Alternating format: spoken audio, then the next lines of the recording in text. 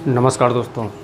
आज की video audio frequency के बारे में है कि कोई भी ऑडियो सिस्टम अगर हमें नया डिज़ाइन करना है या उसे जो है अपने तरीके से बनाना है या किसी आउटपुट से मैच कराना है तो उसे हम कैसे बहुत ईज़िली तरीके से समझें। क्योंकि कोई ऑडियो सिस्टम को डिज़ाइन करने से पहले उसके फ्रीक्वेंसी को जानने के लिए कुछ ऐसे लैंग्वेज हैं जिसके बारे में जानना भी ज़रूरी है। क्योंकि आपको कोई भी अगर ऑडियो सिस्टम मिलता है तो उसमें देखिए कुछ ऑप्शन होते हैं और कुछ उसमें सिस्टम लिखे रहते हैं। जैसे हमारा वीडियो हुआ, कोई वीडियो को सही तरीके से देखने के लिए उसमें भी कुछ कंट्रोल होते हैं कि जिससे हमारा कंट्रास्ट, ब्राइटनेस या रेजुलेशन जो भी है अच्छा दिखने के लिए हमको उसमें एक ज़रूरत पड़ती है। जैसे आप देख सकते हैं कुछ लैंग्वेज, वैसे ठीक उसी प्रकार ऑडियो में भी होता है। यानी ऑडियो और वीडियो को परफेक्ट तरीके से देखने के लिए या परफेक्ट तरीके से सुनने के लिए हमें कुछ कंट्रोल की ज़रूरत पड़ती है।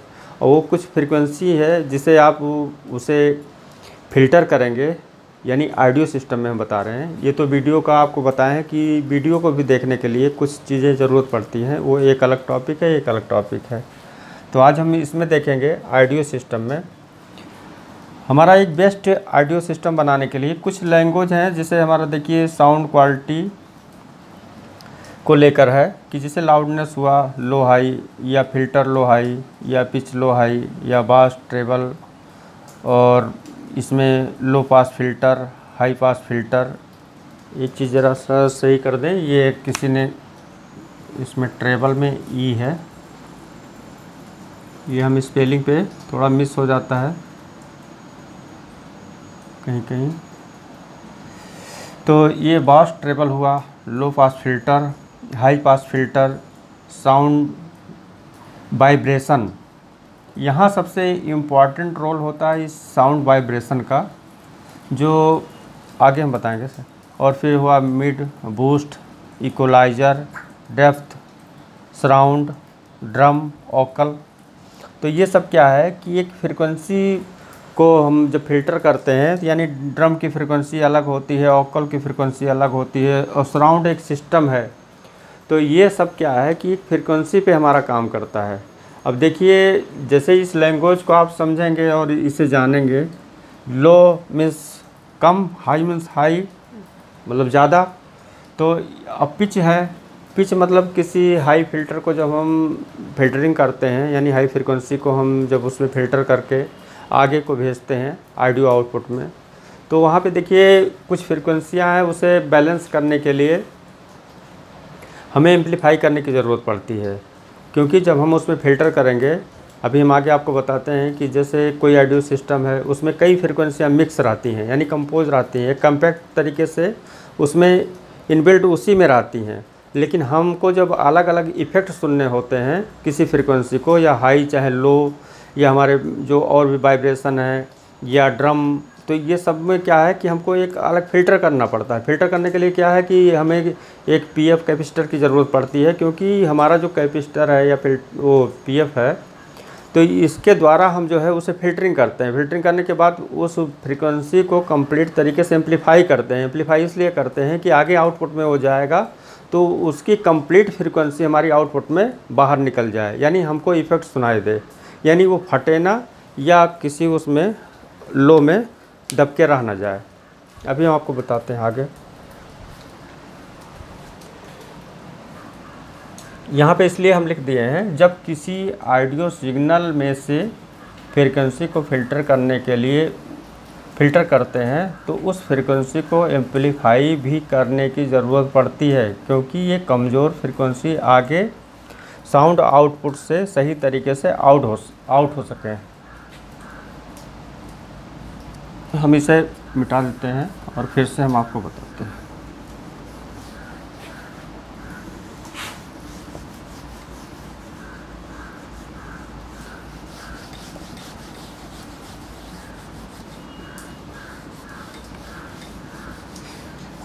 ये हम जब आगे प्रैक्टिकली करेंगे तो जब आप ये सब आस्ते आस्ते जब जानकारी हो जाएगी तो आगे आपको काफ़ी इजी लगेगा। जब आप उस प्रैक्टिकली में देखेंगे तो इसके लैंग्वेज से आपको जो है उस समय इफ़ेक्ट पड़ेगा। यानी उस भाषा को आप समझ सकेंगे, क्योंकि सबके अलग अलग लैंग्वेज भाषा होते हैं।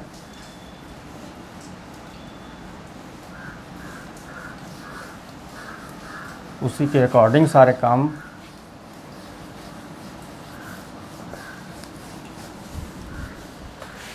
अब इसमें देखिए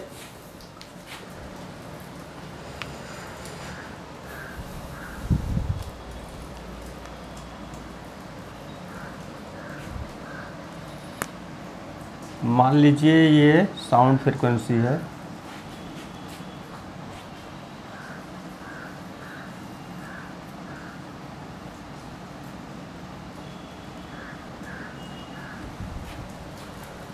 अब ये साउंड सिग्नल है, यानी कहीं से कोई निकल रहा है, जैसे हमारा मोबाइल से हुआ या टीवी से हुआ या कहीं से भी, अगर ये इनपुट सिग्नल है यानी, और इसमें क्या है कि सारे ऑडियो फ्रीक्वेंसी इसी में कम्पैक्ट हैं। तो अब इसको जो है हमें किसी ऑडियो यानी स्पीकर तक ले जाना है और उसे उसी तरीके से सुनना है। मान लीजिए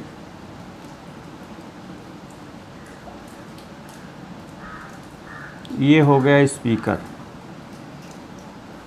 क्योंकि जो हमको सुनाई देता है इसमें सबकी अपनी अपनी भूमिका होती है। जैसे किसी गाने को सुनने के लिए उसमें देखिए म्यूजिक हुआ या ड्रम हुआ या हर फ्रीक्वेंसी की उसमें देखिए, ये हमारा स्पीकर हो गया।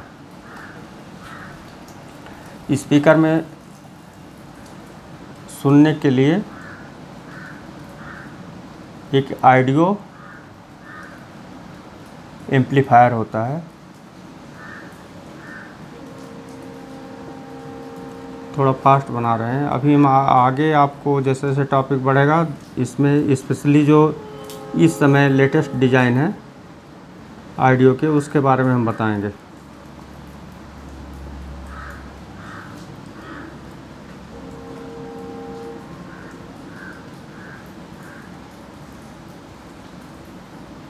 ये हो गया हमारा ऑडियो एम्पलीफायर।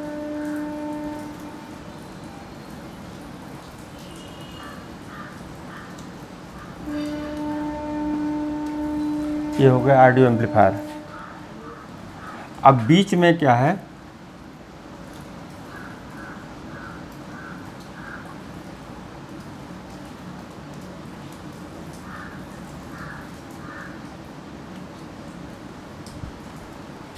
जैसे ये है ऑडियो सिग्नल,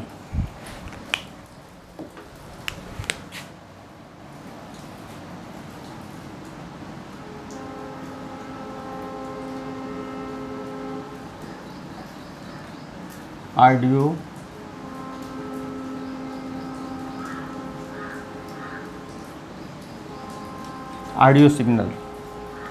अब ये इस ऑडियो सिग्नल यानी ये इनपुट है,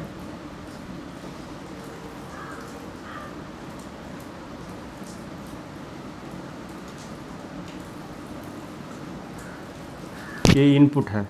अब इसमें क्या है कि इसमें बहुत सारी फ्रीक्वेंसी हैं, उसे हमें जो है एक एक फ्रीक्वेंसी को हमको उसमें अलग अलग करके जो है डिज़ाइन करना है। वो कैसे होगा, देखिए जैसे हमको सबसे लो फ्रीक्वेंसी निकालने के लिए ज़रूरत है, तो उसे क्या है कि एक ऐसे पीएफ लगाएंगे, ऐसे ये हो गई लो फ्रीक्वेंसी।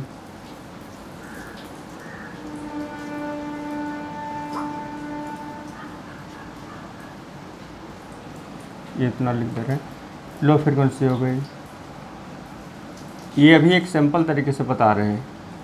फिर एक पीएफ लगाकर हम अपना मिड वाली फ्रीक्वेंसी निकाल लिए, जो मीडियम फ्रीक्वेंसी होती है। फिर उसके बाद हम जो है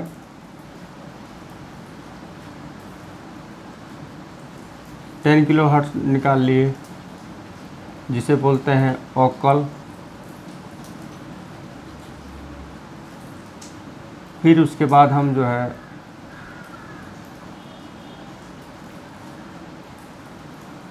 सबसे हाई फ्रीक्वेंसी निकाल लिए,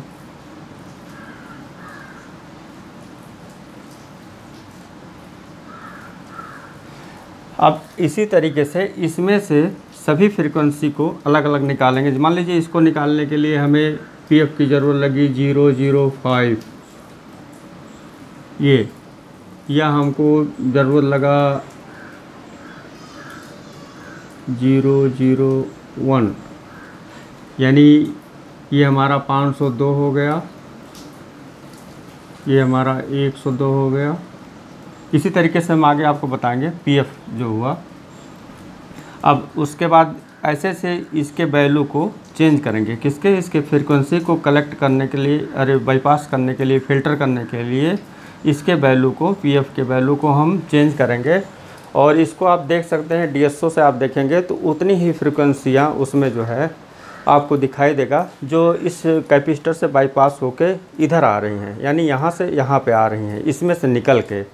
अब यहाँ पे क्या है, ये डायरेक्ट अगर इसमें देंगे तो ये जो है पूरी तरीके से वहाँ आपको साउंड में यहाँ पे नहीं सुनाई देगा। अब इसको एम्पलीफाई करने की ज़रूरत है, तो एम्पलीफाई करने के लिए क्या है कि सबको अलग अलग एम्पलीफाई करना होगा। यानी इसके लिए चाहे वो ट्रांजिस्टर से चाहे आईसी से, सबके अलग अलग एम्पलीफाई करने के लिए इसमें आपको यूज करने पड़ेंगे ऑपरेशनल एम्पलीफायर हुए, आईसी या ट्रांजिस्टर, जिसके द्वारा इस ऑडियो को एम्पलीफाई किया जाता है।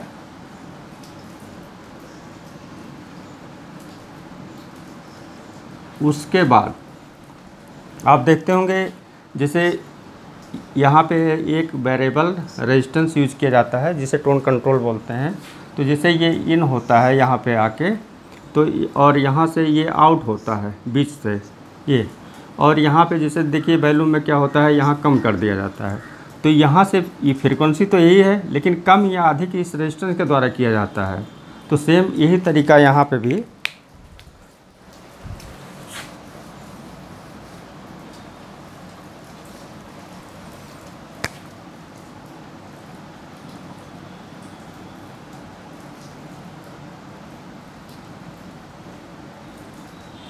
ऐसे।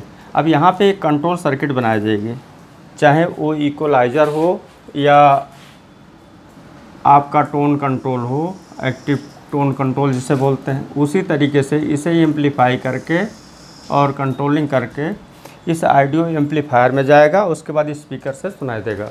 हम आगे इसके सर्किट को डिज़ाइन करके आपको बताते हैं। पहले ट्रांजिस्टर पे, आईसी पे और जो मॉसफेट पे जितने भी ऑडियो आउटपुट डिज़ाइन किए गए हैं और सर्किट को मैच कराया गया है उसके बारे में बताएंगे। आज की वीडियो में बस इतना ही, मिलते हैं नेक्स्ट वीडियो में। थैंक यू दोस्तों।